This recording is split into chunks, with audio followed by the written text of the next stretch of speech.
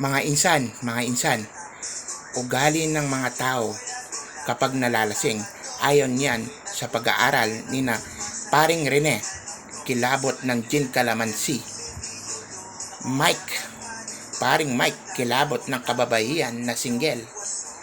Paring Greg, kilabot ng mga GRO.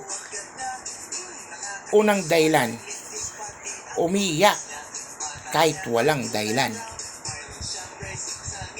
Number 2, nalalasing kahit walang pera. Number 3, nagbibigay ng payo o advice sa kapwa lasing. Number 4, kumakanta na pasintunado. Number 5, laging tama ang sinasabi. Number 6, tinatawagan o tinetext ang ex. Number 7, na-in-love bigla. Number 8, ginagawang kama ang motor. Number 9, nagiging galante. Number 10, English speaking, spoken in dollar. Number 11, dumidikit na ang dila, in short, bulol. Number 12, panay ang sabi na di na ako uinom ulit. Number 13, nagsasalita lang pero sumisigaw na.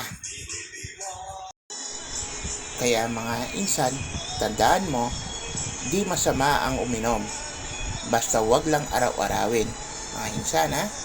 At kapag ikaw uminom o iinom, idaan sa tiyan.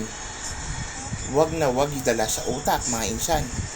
Kasi nasisira ang imahe ng isang alak, ng isang beer, kapag dinala mo sa utak. Kaya ganyan din nagagalit ang mga girlfriend o asawa nyo kapag linagay nyo sa utak yung alak. Karamihan, ganyan ang pinag-aawayan ng mga mag-asawa. Tandaan nyo mga insan ha, ang alak sa tiyan, hindi sa utak. Inom lang, enjoy. Enjoyin nyo habang umiinom kayo. Huwag makikipag-away mga insan. At wala kayong makukuha doon. Wala kayong mapapala mga insan.